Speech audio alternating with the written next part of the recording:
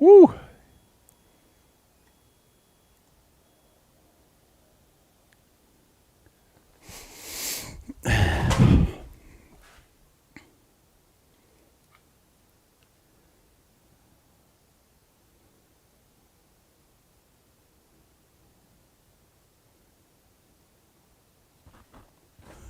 Try this again. Okay, fantastic. Good, good, good, good, good. You know, we're just going to try not to move stuff. Holy crap. Again, as I was saying, this poor laptop out here is just, yeah, it is on its last damn legs. I mean, this is some hokey crap that I'm working with. But we need to sell a few more classes and a couple things before we try to think about moving up to a laptop. So anyway, so I was going to show you the big screen. Essence is, and it's going to be bad tonight. Freaking mosquitoes are everywhere. But what I thought we would do this evening is we would actually go ahead and I'm going to show you guys how I actually start my fire. I've got the camera set up excellently on the A camera and the B camera.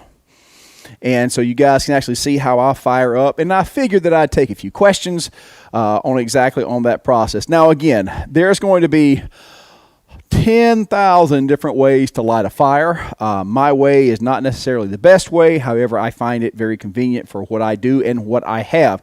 And a lot of the things about starting a fire, what fuel you're starting with. Now, pine cones, probably one of the most $250 laptop. Yeah, no crap, right? No, what really needs to happen, guys, is I really need to have a desktop out here. I need to build a cabinet and have this thing dedicated because, again, like I said, it's there's so many wires running into this laptop. It looks like it's a porn video. I mean, it's pretty terrible, right? So this thing's been eaten up. So yeah, it's not great. But anyway, neither here nor there. Everything else is awesome this evening. Been an awesome day. So we're going to get cracking on there. Now, speaking about fuel for the forge, so without a doubt, in my experience, like one of the best things that you can possibly have for starting a forge is actually pine cones. Pine cones light very easily. They actually burn down to a coal, and if you put a pack of them on there and fire them up, I don't think I've ever encountered anything more effective for starting a fire than a wad of pine cones. And the bigger ones, the better. So if you're out in Cali and you got the giant ones, they're super awesome too. So, but now, I'm going to be using, like I said, my forge here is actually run off of coal. There'll be some coke mixed in. But I have a particular problem that some of you guys might end up having is the fact that I have like a lot of powder. This is almost all powder. It's not rock. We just can't get really good quality coal down here. Even when I was in Andersonville working with Jay, our coal was pretty much powdered. And that is a pain in the butt. However, it can be mitigated. It can be worked around. So we'll work on that. Now, one thing that I do have, we do a lot of woodwork in the shop, and you guys have seen pictures of the house. So we have a lot of 1-inch pine, and I will actually take the time to run this through the bandsaw. And so I will make, these are offcuts from the house, so they're about a 1/2 inch thick. I'll usually cut them 6 inches long, put them in a bucket, and this is actually what I use to start with. But and then here's the other thing. If you're out on the West Coast, you guys actually have a much easier time starting a fire than we do. And that's one thing that I never really got to a couple of years ago. So there's something called moisture content, right? Here in the South, if we have something that is bone dry, a piece of wood that's been under a shed for 100 years, the lowest it's going to go is like 13% moisture content, right? However, when you're out in Cali and you're like in lower Cali, sometimes wood has a 1% moisture content. So you can look here, you could take a flamethrower out here, South Georgia, and shoot it, and you're not going to get very far because everything down here is so particularly moist, right? So, however, we have some things to overcome. So what I'm going to do here, though, is I'm going to swap over to this other camera. and show you guys where we're going to start. And the way that I do this, I have a little bit of craft manila paper. Now, if you guys have ever bought anything from me, that particular paper is exactly what I wrap up the hammers and everything else in. And hey, Mark, I got your order today, man. So I'm still waiting for our bars of 1045. They ought to be here first thing next week. And so I've got 4 folks waiting on hammers. So if you're waiting, I hear you. I'm waiting myself. So, but what I'm going to do, make sure everybody can see this pretty well. Yep, we're good to go here. All right.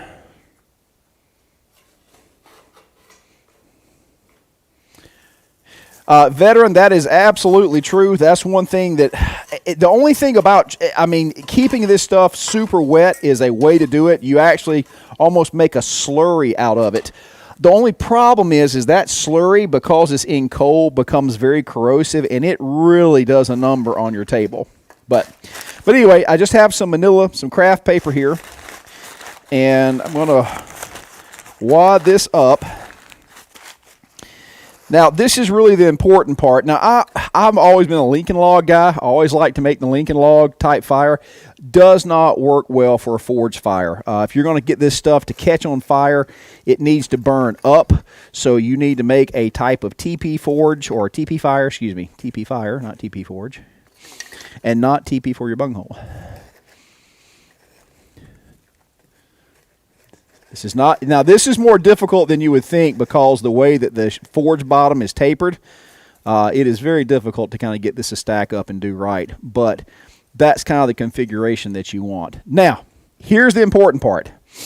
Over here next to the forge, I actually have a bucket of oil. It's actually canola oil. It's the same stuff that I actually quench everything in. It's my canola oil quench bucket.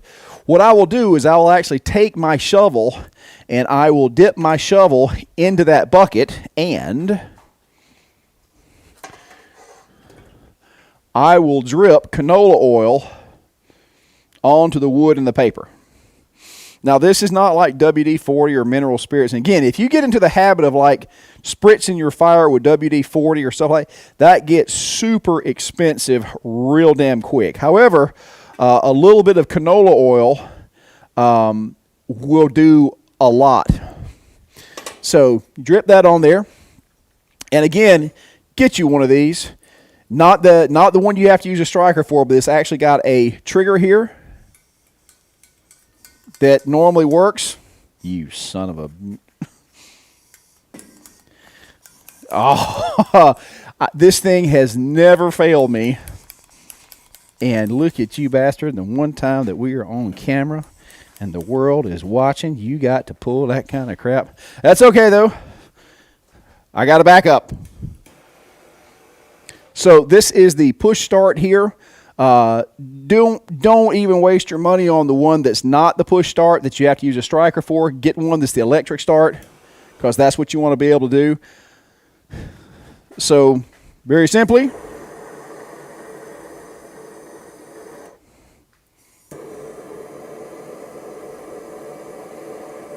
now, you can't really do this with a cigarette lighter and get things started real well. This is where this torch comes in. This is one of the handier tools in my shop.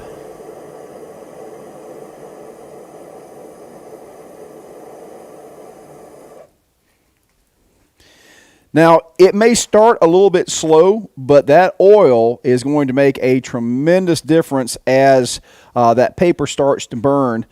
It actually takes a little bit more to get it going, but you'll notice all these things actually catching fire just with the canola oil. It starts acting kind of like a candle wick.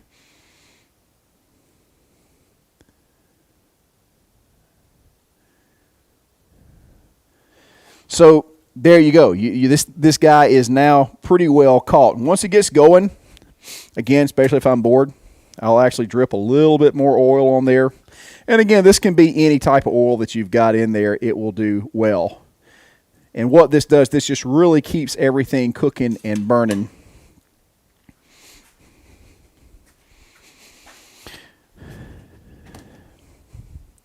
Now, you would not be ill-advised just to step away and let this thing cook. You really kind of want to get it down into, you want to make sure that it's actually starting to coal. That's the ideal way to do it. However, I'm usually impatient. Let me make sure and let that go.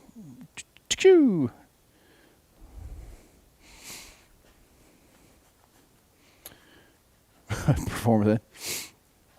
So anyway, like I said, if you let it get going really good, you can actually leave that there for a couple minutes. If you have like some really nice pieces of Coke that are, larger, fist size, you can start packing that around the base, stuff like this, and that's not going to hurt it. Let's go back over to the close-up.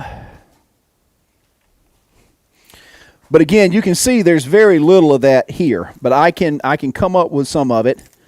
And again, I stress you want to put Coke around the bottom. You don't want to do raw coal. You want Coke, you want it to be light and airy.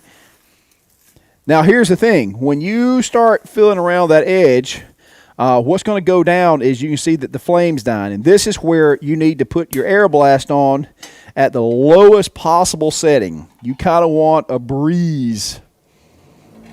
That's going to be the lowest breeze I've got. But now because it's actually caught and it's cooking and it can sustain that air blast, now you can come in, you can put fresh coal, Coke, it don't matter. Once you get that core fire really rolling, you're not going to have any problems. Now, don't just put, big piece of clinker there, don't just put the coal on top. You want to sneak it around the edges. You want to leave a vent in the middle if at all possible. May not be in the cards, but that's really what you're after.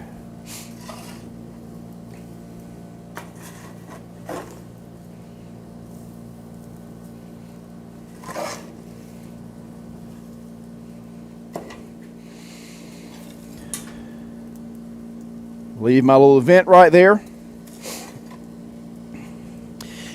Now, even though, and these dusty fires, these fires have got all this crap in there, are always just a pain in the butt. I hate working with powdery coal, okay?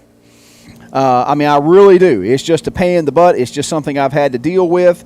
It works. It does the job. It's just an aggravation to fight.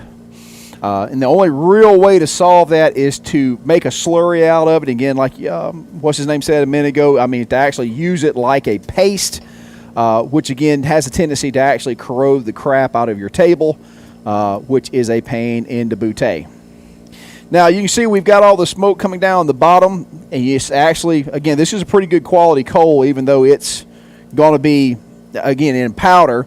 You don't see a lot of that yellow sulfur coming off of it, but the whole thing's smoking, so we're good to go.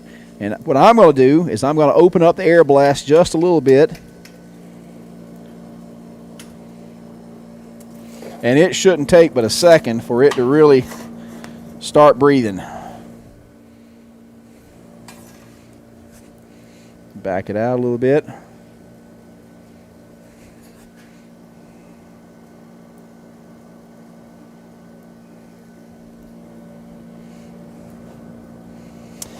Now what's going to happen is very rapidly, that wood in the middle is going to burn out. So one of the things you're going to want to do is start tapping the edge of your fire like this, and what that's going to do is that's going to start pushing that fresh fuel and that coke to the middle, and you can see the change in the fire. And I just let her cook there for a second. Veteran, Trent, how does your flue ventilation work? Well, I made this hood. Like I said, this is all 18 gauge metal, but I go to the store or to one of the local industrial supply, and I buy 10-inch air conditioning duct, and that is what actually my actual flue, 12-inch air conditioning duct. So I've got plenty of volume. That's one thing everybody tries to do is they go and they try to get a wood stove, like an actual flue that's got a stainless steel inner pipe and then the outer pipe, and that's just going to be a non-starter. That stuff sucks. Stuff sucks. Old school, Trent. Buckeyes, is Buckeye still in business in Columbus? That's where I used to buy bagged coal. So the problem is that no, they got sold. They may still be there, but they got sold over a year and a half ago, and it was kind of a sad sight, to be honest. They had coal stuffed in an old reefer truck out there, but the lady that was supposedly running that end of it was there like 1 hour out of the day. It was a mess, and the coal that I got was like boulders, and I mean not like fist size. I mean like rocks. I was like really kind of taken aback, but that's what they would have out there for sale. But yeah, I think they're still up there. I would be surprised if they're still operating, and I seriously doubt that they'll ever get any coal back in. So yeah, not a great thing. So, but guys, like I said, here we are, and we've got a good core in there now. And again, because this is all nice and powdery, what I will do now is I will take my watering can, my industrial size watering can here, and I will go around that outside edge, and I will start really soaking this stuff in, because if it's wet, what will happen is it will clump and it will stick. It's still going to be an aggravation, but it'll work. I saw a question go through that said, how do you know the difference between your coal and your ash? You really don't. If it burns, it's coal. If it don't, it's ash. But a lot of that stuff actually kind of goes through the bottom anyway, as I clean out the piece, and it blows out if I ever have an issue with it, so I never have to worry about it. And there's a lot of good coke down there in the dump pile, which I'll actually have a sifter, and anything that's over the size of like a 3/8 of an inch, I will actually use. So click it over, clicky, clicky. So you can see I've got it set up here. I'm going to fire it back up.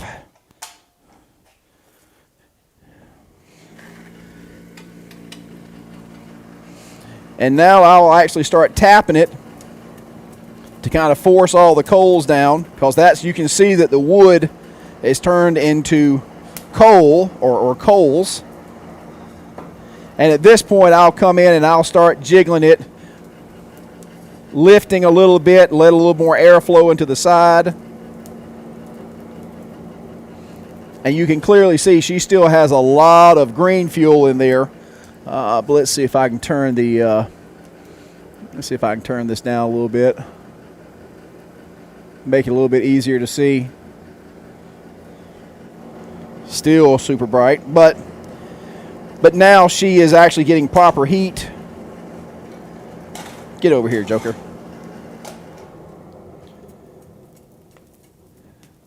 Tap it, make sure the fire is solid, it's not hollow, and she is really ready to go right there. But notice one of the things that's so handy about having this really big table is the fact that I've got space for a lot of fuel, that I can move stuff around, I can put pieces down. That's the real big advantage of having a nice big table, is the fact that you can put fuel and other stuff all over it. Super, super handy on that end. Veteran. Trent, I was asking because your hood is really high above the fire. From what I read, you want it no more than 16 inches above the fire to avoid carbon monoxide problems. Veteran, I've never particularly read that, and I know that there are lower hoods out there. I mean, 16 inches is really kind of like right here. It's not very high. There's no way I could actually work with a hood that's 16 inches over there. So, and it goes straight up. So again, there's so many different particular pieces of advice out there, and I'm certain that there's some merit on that end of it. But see, this one is pretty high. It comes out just like a hood would at a restaurant. And you can see everything's going straight up. And I've got a super big hood here. And now that may be one of the other things. I've got a monstrous hood here. This thing actually goes up high, which this is very much oversized compared to most coal forges and whatnot. So I would actually make the argument that I may be able to get away with something a little different there. There you go.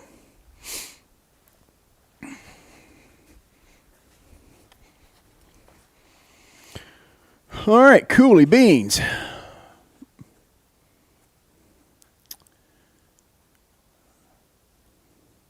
I'm on the upper East Tennessee, and now I get block coal. Big stuff to break up, but great fuel. Yeah, coal is good stuff, period.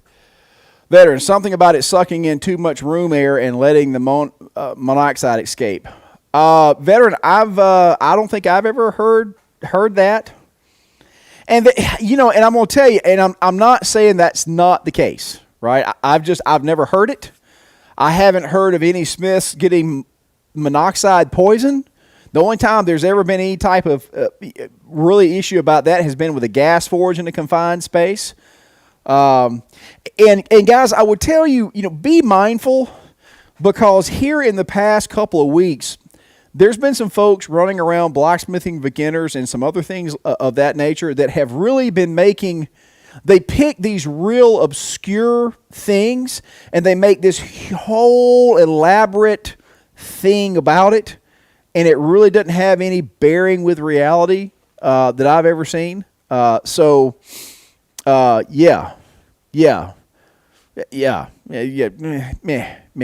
Be mindful. I'm not saying it's wrong. I haven't heard it, and certainly I am not the walking encyclopedia. But I'd kind of want to know where all that came from. So yeah. Veteran, would the Venturi effect cause it to suck in the room air as the hot air rises from the hood, making the CO also go up the hood instead of the room?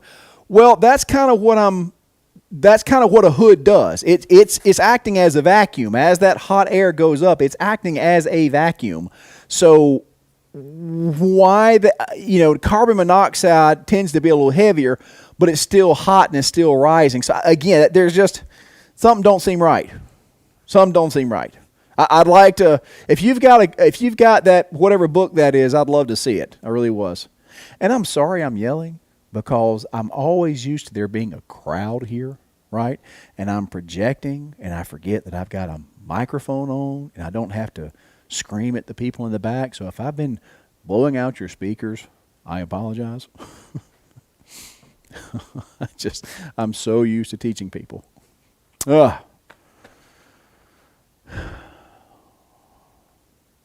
Okay.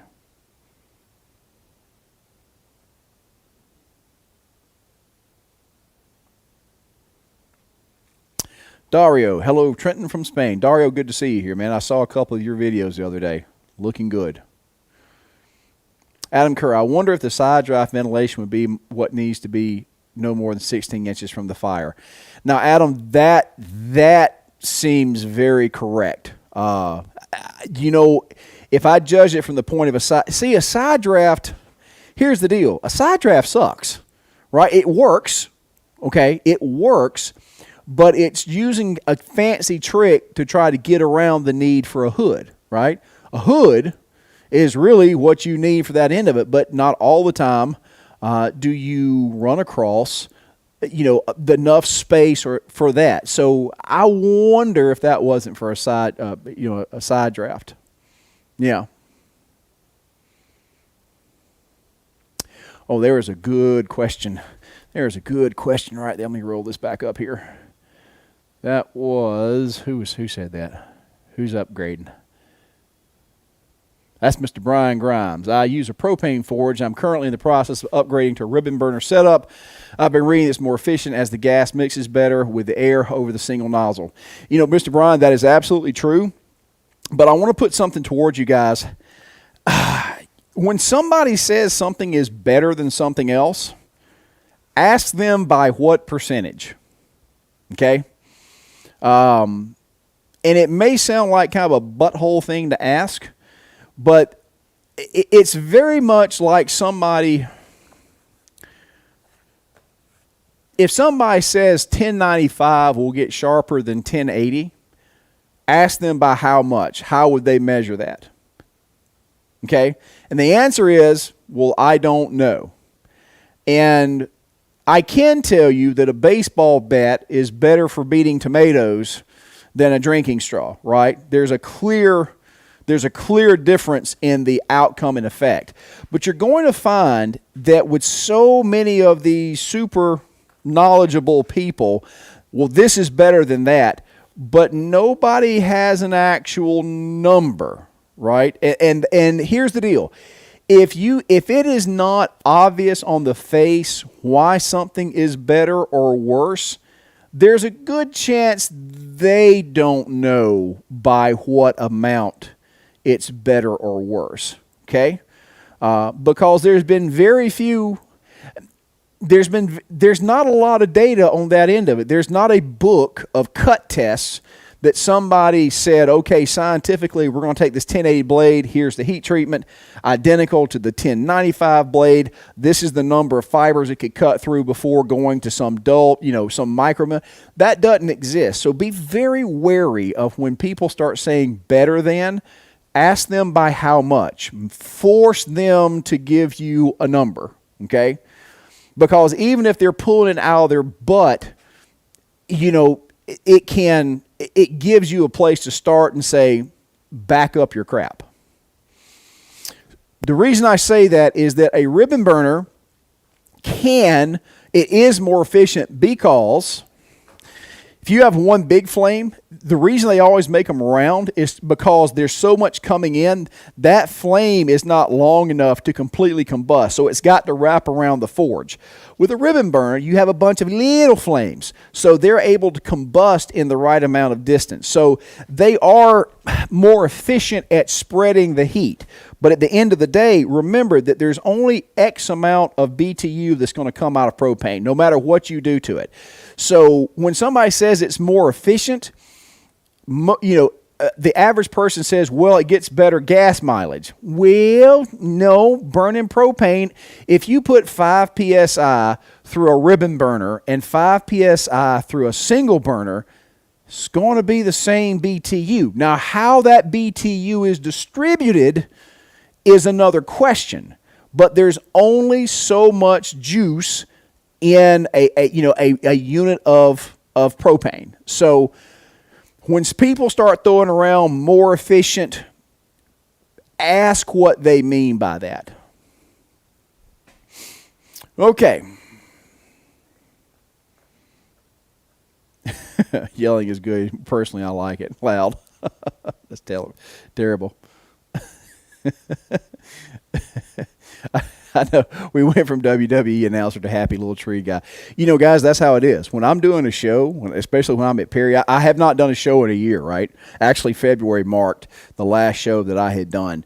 And I've got people 30 deep. I'm competing with the Ferris wheel, the sheep riding, and everything else. So I am trying to get it out there. And when I'm up here doing my thing, that's what it feels like. And so I'm making sure that the folks in the back hear what I'm saying. I do the same thing on the live streams in the office too. I have to make a mental effort to remember that I've got a microphone an inch from my mouth. So I'm not a happy little tree guy. You can kiss my butt.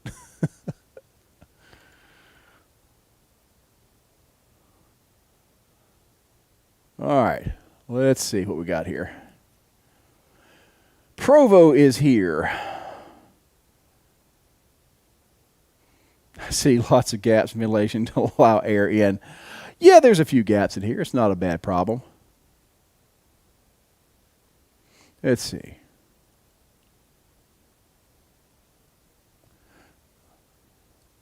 Zach Burns, I've given myself carbon monoxide poisoning using a coal forge only because I was an idiot and had my face over the smoke for 10 minutes. Well, if you put your face in smoke for 10 minutes, I don't know if carbon monoxide was the worst of your issues. Emery.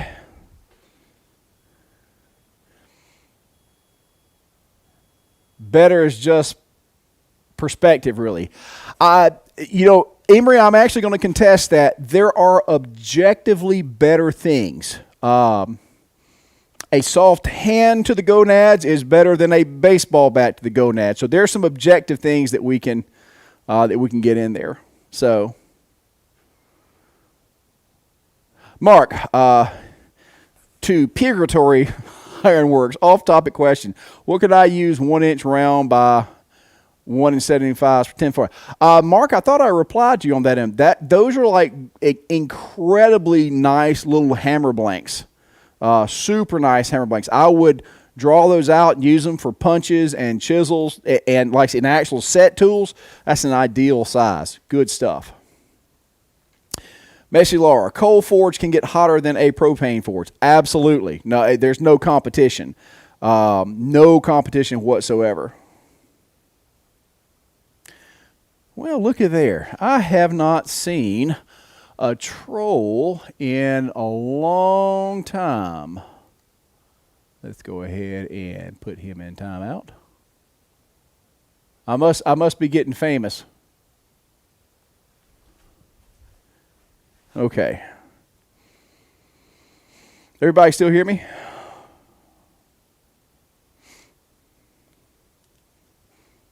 Provo, thank you for sending those things, man. Brian, what's your trick to talk to the camera and still avoid burning up your steel? Brian, now that's a whole different deal, right? That is going to be absolute stagecraft. That is going to be simply practiced at doing this type of work. You know, guys, I always enjoy doing this stuff, but man, there is a tremendous amount of stuff you have to keep in your mind when you are actually out here doing this stuff. You have to mind where the cameras are. You have to think about where cables are. You have to think about that if you're going to move a camera, a cable might come loose. You know, all of these things are into play, and there's no magic bullet for it. You're simply going to have to keep them in mind, and I've got 20 years of practice on it, so there's no good way to do that. You have to have that clock ticking. All right, we got good questions going on here. Let's see. They tend to compare a Venturi burner to a ribbon burner, which is forced air. Oh yeah, yeah. Again, objectively better.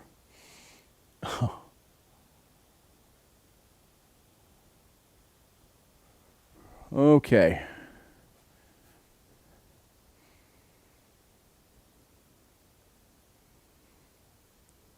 Nicholas, love the way you talk and break things down. It's about applying logic and understanding what you are working with. Nicholas, that's the key to everything. It doesn't matter if you're basket weaving, you're running your company. If you don't have a good model and concept for dealing with reality or a way to actually filter information, you're not going to have a prayer in anything that you do. Mark Blosser, who I can clearly read his comment on because of a fancy screen. Do you make your hood setup or have someone make it for you, sheet metal or thicker steel? I made this. This is actually sheet metal. This is 18 gauge. This is on a frame of 1-inch tubing. So I did all that myself. I'm cheap, so I make all my stuff. Dave Harrison, regarding gas forges, would alternative gas fuels alter the temperature? Butane and natural gas, mostly methane, would be two common ones in the UK. Dave, those are good questions, and I don't have a good answer for you. Hey, guys, watch this. I don't know. What I do know is when we watched a couple of those old videos that the fuel oil furnaces that they were using, they weren't propane, they were fuel oil, easily got welding temperatures from mild steel. That's how they made their hatchets. So I've never used any. I've used waste oil, which is basically motor oil. That was just not good. Propane and solid fuels, but I've never used butane or natural gas. Well, I haven't, but many people that have actually bought my forge do. So natural gas and liquid propane are usually on par with each other. It's a little different in the mix, but the heat's pretty much the same. But fuel oil is something different. Brian Neely, only when they are your gonads and your intentions was to stop a fight. This is true. Okay, don't put it in the fire.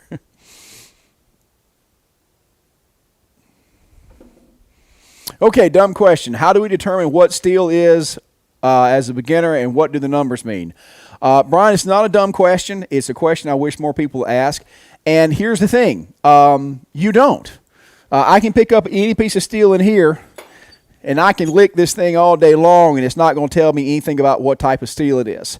I go to a junkyard, and whereas if I find a particular item, for example, this is a spline shaft out of a tractor right here. I still don't know what kind of steel specifically this is. However, because I know that spline shafts almost universally tend to be an alloy of a 4140. It's tougher than mild steel, but it's not going to be a high carbon. It gives me a range to judge what it's going to do. That's the best I can do. Take that back. I can do better because the owner of the junkyard loves me and he has a $30,000 x-ray gun. So I can take a piece up to him, polish it up, and he zaps it with the x-ray gun and he can tell me the chemical composition. But that's a $30,000 solution. As a beginner, you don't have that. That is why that we stress, especially if you're knife making, to go buy your steels. Now, if you're just doing hardware work, you're going to go down to your local welding store and you're going to buy structural steel, which is almost universally 1018, which is a low carbon steel. It's going to do you just fine. But it's the knife makers that go off into the stratosphere when they talk about different steel types. So if you're blacksmithing, you're going to be using 1018.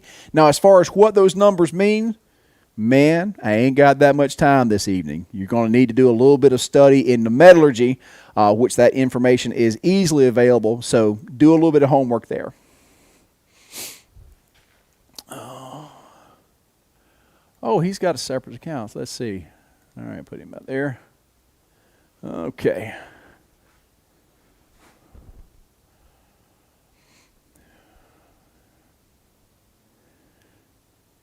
Messy Laura, can copper be forge welded? Technically, no. Because copper is not a ferrous material usually involves the forge welding. It can be fused using a technique that, like I said, the end result is known as Mokume Gane, which is technically non-ferrous Damascus. Okay, that can be accomplished either by soldering it, or there is a fusion process that you can do under heat. So no, it cannot be forge welded, but there is a process to join it and laminate it. It can be actually fused to steel as well. Again, this is not something that we call forge welding. It's much more akin to soldering.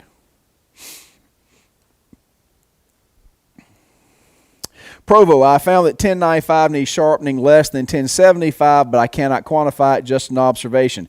And Provo, I would actually back that up because 1095 has more carbon than the lower ones, and the more carbon means a harder edge. And in the most general of terms, the harder the edge, the more resistant it is to abrasion. That means it stays sharper longer. So that follows, and there's a reasonable stance to make that. I would never argue that. Now, again, how would we go about determining just how much better?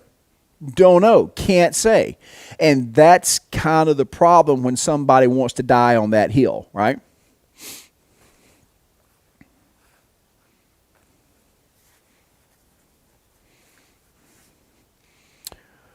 Okay.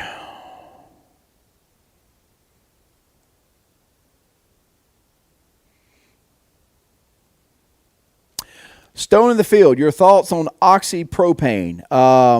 Again, it's going to be a hot flame, but the problem is it's going to basically eradicate your bank account. It's very expensive to run both of those.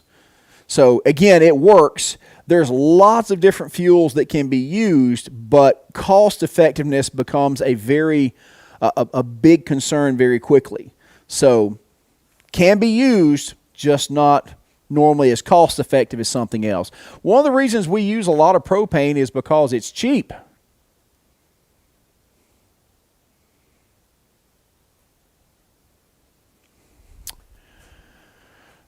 Mark Goggin, doesn't natural gas require a lower pressure injection than propane? Yes, and it also requires a bit of a different orifice on that end of it to get the air mix right.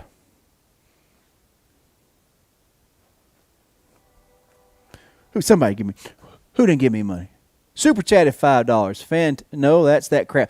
Man, the alert box there has been going crazy. It's been recycling the same notifications for quite some time. So, oh, this joker.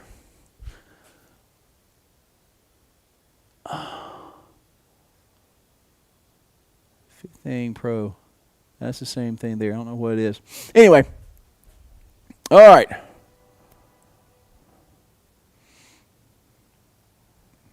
Hard to brew your tea with frozen fuel.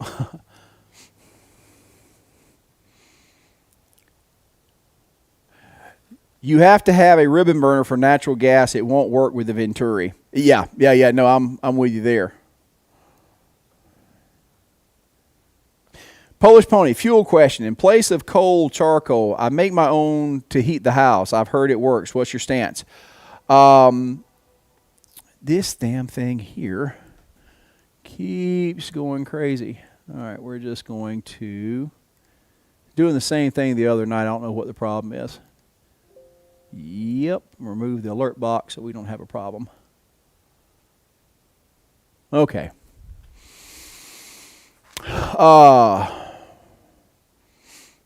Anyway, in place of coal, charcoal. No, when I first got down here, I was poor, but I had a 1,000-gallon fuel tank, and I'd actually collect pine from around here, and I made charcoal in a huge tank. It's a fantastic fuel. If it wasn't such a pain in the hind end for me to make, it's what I'd actually run exclusively in the forge. But it's a lot of work to get enough to do that, because it's not a matter of BTUs, it's a matter of volume. And even when you build a big tank, boy, it will eat it up quick. And I need a damn wireless mouse, which I've got one in the house, but...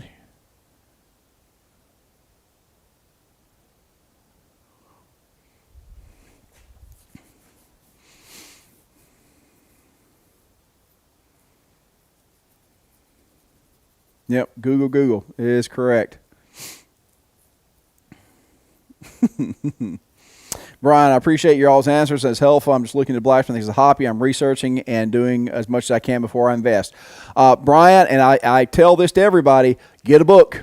Get a book. That's one of the most important things you can do. If you're going to spend a little bit of money on anything, you need to spend it on a book first. YouTube and Google will help you, but you need a framework, and that's where a book comes in. Dixie Station made it to a live broadcast. Yes, you did, sir. Mark, not able to make a donation to tonight's show. Is it not on? Like I said, I don't think I had a chance. I've been having to rework a lot of this, and again, been having a couple of issues. I don't know if, and the other thing is I'm not on the regular computer, so I don't have any of the links up. So everybody's getting a freebie tonight.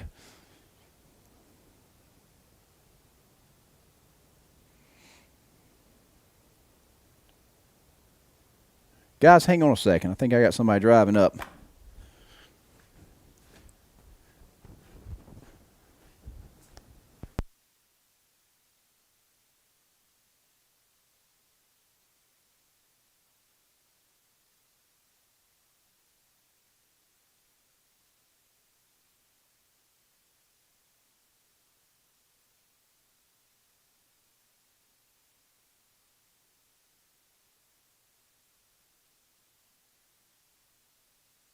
1 second. Believe it or not, I've had a damn customer pull up in the middle of the night. I'll be right back.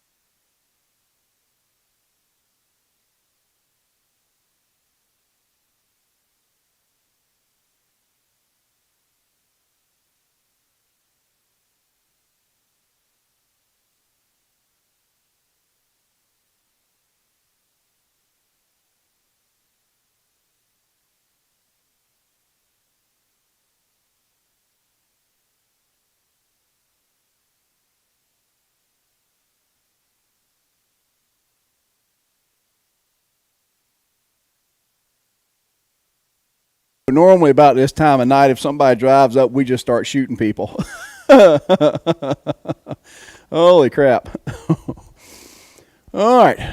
We're good to go here. Let's get on down. Sorry about that.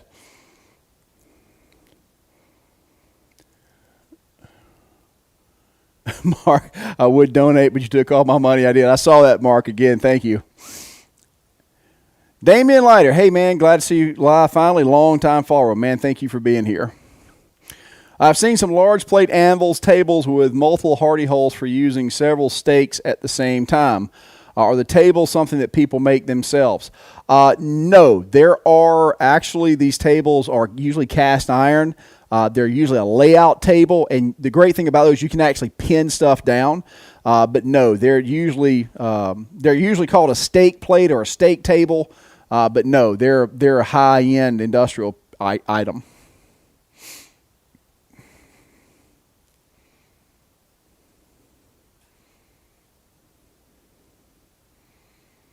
Okay. Kendall Singleton, evening and thank you for the time, bud. I understand galvanized is a big no-no. Is there any other thing to steer clear of, and what's the best way to identify them by appearance dealing with mystery metals? Kendall, and tell you what, when I'm doing this, I'm going to swap this other camera over here. One of the things about when we talk about what metals to start with when you're starting out is oftentimes so many of us professionals talk about making sure and just going to buy your steel, right? And like I said, that's kind of like weirdly one of the most universally reviled answers by beginners. Click that, clicky. There we go. By most people, they really don't like that answer. But if you want to know how to make sure to know what steel you're dealing with, that's why you go buy known steel. If you're going to go get rebar, it's crap. It's going to be a problem. But if you go buy the correct steel, you know what you're dealing with, and that can be super, super important as you're being able to do your work. So there's no good answer outside of go get the right stuff and know what it is from the get-go. Kitty, do not step on that keyboard. This cat's about to shut down the whole live feed operation. Son of a gun. And these mosquitoes is pretty damn thick in here. Holy crap. But yeah, galvanized is going to be your biggest one. It's easy to identify.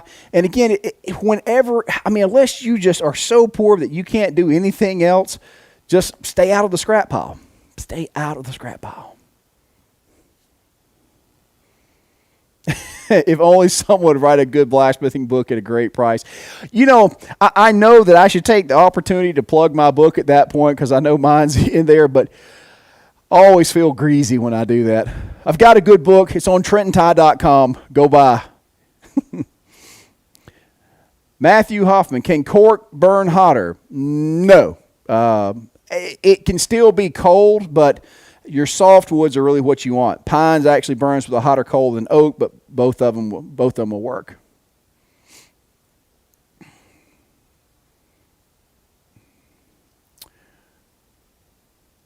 Okay.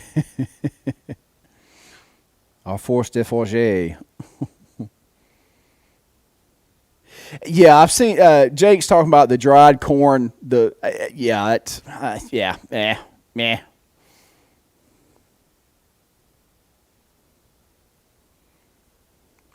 Billy Moore, hello from Oklahoma Trent. I have a quick solution for my hood of my cold forge. I have a funnel or hood from an old combine, which works well and saves me time. I got it for a junk price.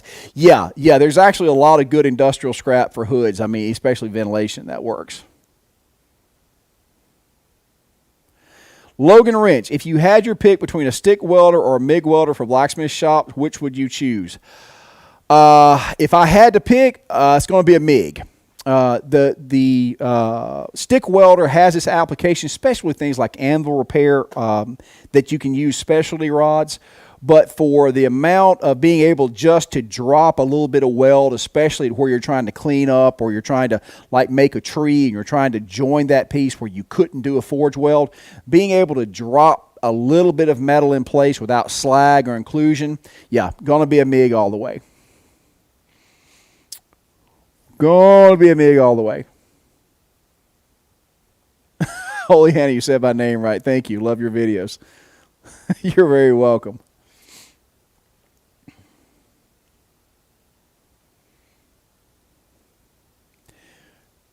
Hey, Brian's, is there any other reason for you being here outside of just to be a loser, man? If you got questions, I'll be glad to answer. We got a lot of good people here, man. Just don't be a dick. Oh, yeah. All right, let's see. Dave Harrison, if you're trying to forge it, you're already in a lot of trouble. Yeah, cesium's not that great.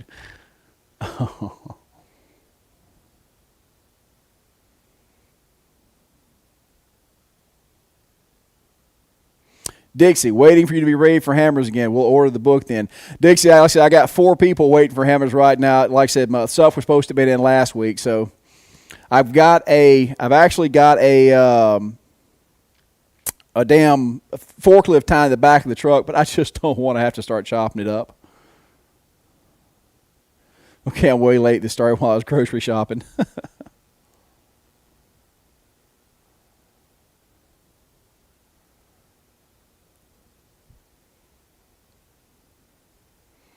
Trent, did you take that large piece of steel home with you? The first thing I thought was, seeing all the holes, was the bending jig. No, that's one of the things that I have to like really be careful about, because there's so much stuff out there. If I picked up everything that I wanted there, I'd have a junkyard here myself. And one of the issues is just trying to make sure that I only get things that I have a real good purpose for, or that there's something relatively rare. So nope, I left that one there. And let me tell you, this is the thing about free. Sometimes free is a lot of work, and free can get damned expensive. So there's a lot of work that need to be done to that to get that to a plate. So nope, I left it there in the scrapyard. So Brian Neely, hope to buy a book in a couple months when I drop by on my way to visit my mom in Florida. I'll drop you a line when I know and see if you're like to be there. Absolutely, Brian. We do that all the time. Graham Jameson, good afternoon from Australia. Thank you for being here, man. Boy, you are up late. Or actually, no, let's see, yeah. If I were going to get you guys in the evening, that means you're opposite. So actually, no, it's got to be, what, is it early? Is it early morning there? What time is it over there? Stone in the Field, did you build or buy your propane forges? Stone, we actually make our own propane forges, and we've got one of the few actual ribbon burner forges for sale. It's expensive as crap, but it's an awesome forge. It's called the Dante. You can actually see it on TrentTie.com. It's called the Dante Forge. So we build all of them, even the big one that we have that is a 6-foot long propane forge.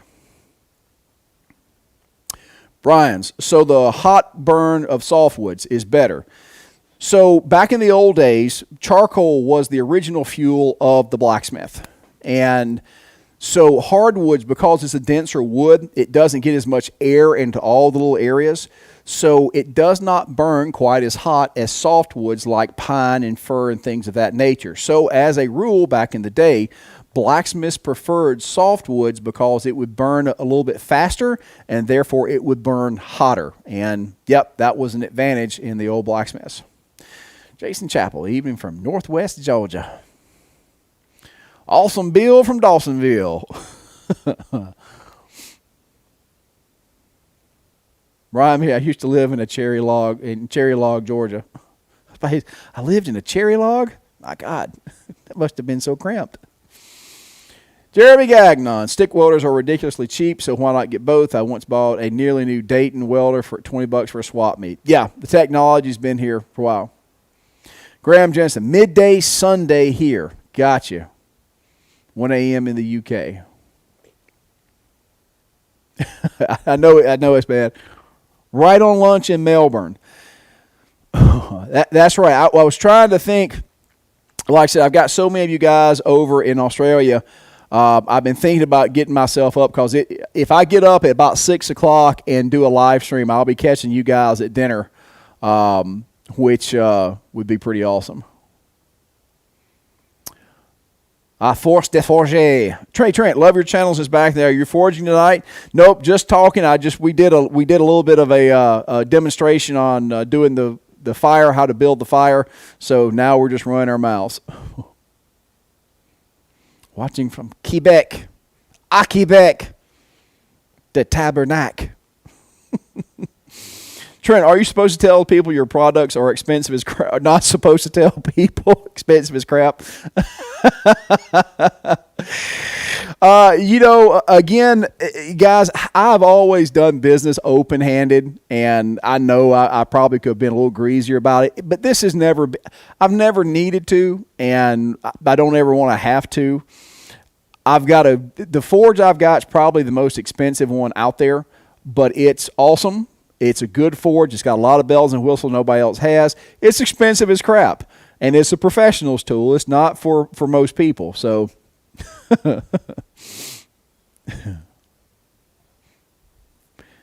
my cat Shadow's intrigued by the live feed. He may be hoping to see another cat. Yes, sir, Tabernacle. All right. Well, guys, I'm going to tell you, I haven't been showing it, but the mosquitoes eating my ass up. So we're going to call this. And again, hopefully, like I said, as soon as I get some upgrades to the computer and that the cameras can actually stand being moved just a little bit, we're going to do some more live stuff out here. If you don't know, what's been going on is that we've actually been teaching classes very much like this, live stream from the shop. We've been doing over a Zoom webinar. We've done 4 so far, and it has been super freaking awesome. But trying to figure how everything fits. And guys, there's a tremendous amount of tech that goes on into getting this out here, out of this freaking forge. So I'm working on it. I'm a one-man show. Unless somebody sends that busty Irish redhead to be my camera assistant, and I'm just going to have to do it on my own. So Dom Lacerdo just started smithing this week and just made my first fire poker. Love your channel. Dom, thank you for being here, guys. Like I said, there's a lot of new folks that are starting to trickle in, so it's good to see everybody coming in and check it out. So, yeah. Steve Nolan, in your book, are there plans for a solid fuel forge like the one you're using? No, but there is one for a box of dirt. That book was kind of geared towards the beginner. So, yeah, no, it's not for one like this, but for a much more simple one there is. Yeah, there's the skeeters are getting bad. Anyway, guys,